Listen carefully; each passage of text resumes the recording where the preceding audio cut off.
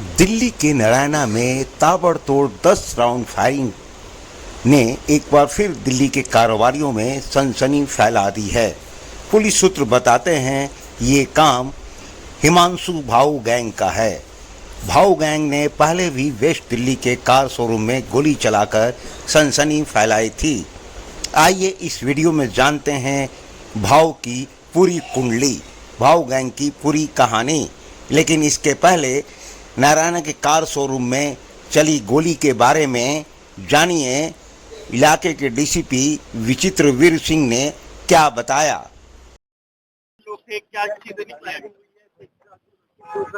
तकरीबन 7:30 बजे हमारे पास सूचना मिली थी कि ये कार स्ट्रीट मिनी एक जो शोरूम है, इस पर कुछ लोगों ने शोरूम के अंदर घुसकर और कुछ एक राउंड फायर किए गए हैं।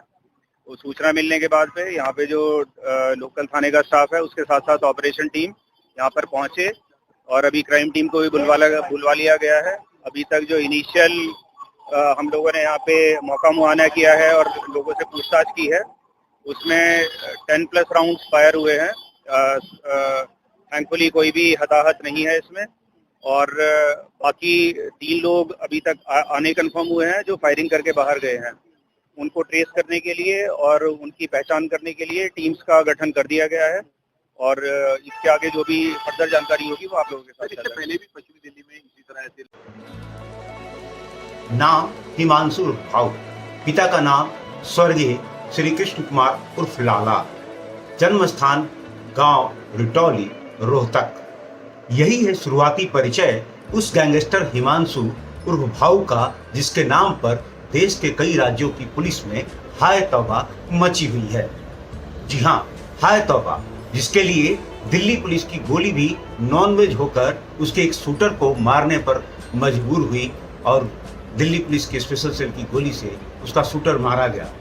कुछ दिन पहले मई के पहले हफ्ते में ही दिल्ली के तिलक नगर जैसे भीड़ भाड़ वाले इलाके में सरेआम गोलियां चलाकर जिसके इशारे पर सनसनी मचा दी गई थी और कुछ दिन पहले ही जिसके इशारे पर मुरथल के ढाबे पर एक कारोबारी की निर्मम हत्या कर दी गई थी। जी हाँ, हिमांशु भाऊ वो एक नाम बन चुका है जो जबरन वसूली के रैकेट में बहुत बड़े गैंग का संचालन कर रहा है और जिसके इशारे पर देश भर में कई शूटर सक्रिय हैं। नीरज बाली के जेल जाने के बाद उसके गैंग का संचालन कर रहा हिमांशु बात न मानने पर निर्मम हत्या करने के लिए कुख्यात है। यह भी बताया जाता है कि वह जबरन वसूली के लिए कॉल सेंटर जैसी चीज भी चला रहा है और दिल्ली ही नहीं, दिल्ली, हरियाणा, राजस्थान आदि इलाकों में उसके नाम की धूम और गूंज रही है और वो मोटी रकम वसूल कर खुद पुर्तगाल में बैठा ऐश कर रहा है। जी हाँ, हिमांशु की पूरी सरकारी जन्म कुंडली जो बनी हुई है वो मेरे पास है, मैं दिखाऊंगा। हिमांशु भाऊ का मैं वीडियो भी आपको दिखाऊंगा और एक ऑडियो भी सुनाऊंगा जिसमें वो जबरन वसूली की धमकी दे रहा है। तो पहले वो ऑडियो सुन लीजिए, फिर हिमांशु की बात करते हैं। तो कल कौन बोल रहा है पता चला जब कौन बोल रहा है, आदमी तो आवा जब। अच्छा, अभी कहाँ से? वीडियो में बने रहिएगा। हिमांशु भाऊ जैसे खतरनाक गैंगस्टर के बारे में सब कुछ जानने के लिए इसका वीडियो और इसकी वसूली का ऑडियो तो आपने देख ही लिया, इसका वीडियो भी दिखा रहा हूं मैं आपको। वैसे लोग हिमांशु को छोटा डॉन के नाम से भी पुकारते हैं। साल 2022 में जाली पासपोर्ट पर, जी हाँ, जाली पासपोर्ट पर मैंने इसलिए ज्यादा जोर देकर बोला कि इसके पहले के वीडियो में भी मैंने आपको बताया था कि कई सारे गैंगस्टर जाली पासपोर्ट पर विदेश चले गए हैं। अब सवाल ये उठता है कि जाली पासपोर्ट उनको बनवाया किसने, कैसे मिला और देश के सिस्टम में ऐसी दिक्कत कहाँ है जहाँ से ये गैंगस्टर जाली पासपोर्ट बनवाने में कामयाब हो जाते हैं और सीमा पार भी चले जाते हैं। साल 2022 में हिमांशु भाऊ भी जाली पासपोर्ट के आधार पर, जाली पासपोर्ट की मदद से विदेश चला गया और इंटरपोल की जांच में आखिरी लोकेशन उसका पुर्तगाल में मिला। तभी से यह माना जा रहा है कि हिमांशु भाऊ पुर्तगाल में है और वहीं से जबरन वसूली का बहुत बड़ा रैकेट चला रहा है। तो ये तो हुई जबरन वसूली के रैकेट चलाने वाले कुख्यात गैंगस्टर हिमांशु भाऊ के वर्तमान के बारे में। अब आपको मैं बताता हूं कि मात्र 5 साल पहले हिमांशु भाऊ क्राइम की दुनिया में आया था। यह 5 अप्रैल 2019 की बात है। तब हिमांशु अपने साथियों के साथ रोहतक के रटौली में अवैध शराब का धंधा चलाता था। वही रटौली में ही दूसरे का जो वैध ठेका था हंसराज, उसके साथ उसका झगड़ा हुआ और इसने उसके साथ मारपीट की, इसके साथियों ने उसके साथ मारपीट की और हिमांशु भाऊ के खिलाफ पहला मुकदमा ऑन रिकॉर्ड 5 अप्रैल 2019 को दर्ज हुआ। इसके बाद हिमांशु आगे बढ़ता ही गया।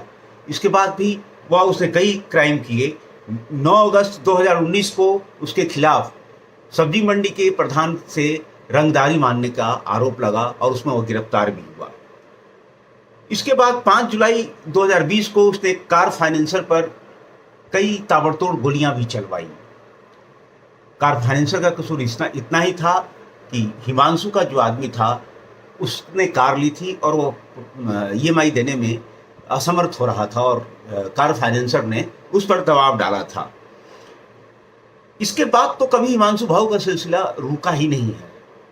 वह 12 अक्टूबर 2020 को हिसार के बोस्टल जेल जो है उससे वह फरार हो गया था और पुलिस रिकॉर्ड के मुताबिक इसके बाद उसने कई वारदातों को अंजाम दिया। 2021 में तो रिटौली के अपने ही गांव के एक दंपति के घर में घुसकर ताबड़तोड़ गोलियां बरसाई थी उसने। इस तरह से हिमांशु भाऊ लगातार क्राइम करता रहा है, कई वारदातों में शामिल रहा है, लेकिन अभी तक पुलिस को उसके सही ठिकाने का मालूम नहीं और ना ही उसके गैंगस्टरों तक पहुंच पा रही है। बताया जाता है कि भारत में हिमांशु भाऊ का काम जो है वो उसका साथी साहिल संभालता है और वही सारे जबरन वसूली से लेकर हथियार और आदि का सारा काम देखता है। तो हिमांशु भाऊ इतना ही खतरनाक हो चुका है हमारे ही सिस्टम की कुछ कमियों को लेकर। अगर साल 2022 में वह किसी तरह अवैध पासपोर्ट नहीं बना पाता तो विदेश नहीं जा पाता और यहीं रह जाता। और यह भी नहीं है कि वो कोई दाऊद की तरह कोई बहुत बड़ा अंडरवर्ल्ड सरगना हो गया हो, लेकिन उसे लोग छोटा डाउन कहने लगे हैं। इसी से आप समझ सकते हैं कि वह किस तरह की दुनिया में जा रहा है और उससे प्रभावित होने वाले जो शूटर्स हैं वो भी किस तरह से मोटिवेट हैं। यही एक वजह है जिसके कारण नवयुवकों को बहकाकर ऐसे लोग विदेश में जो बैठे गैंगस्टर हैं गोलियां चलवा रहे हैं, हत्या करवा रहे हैं और जबरन वसूली का रैकेट भी चलवा रहे हैं। तिलक नगर मामले में तो दिल्ली पुलिस को काफी कामयाबी मिल गई, लेकिन पुलिस के हाथ हिमांशु के पूरे चेन को तोड़ना अभी बाकी है और तब तक किसी कारोबारी को चैन की सांस लेना भी मुश्किल ही होगा।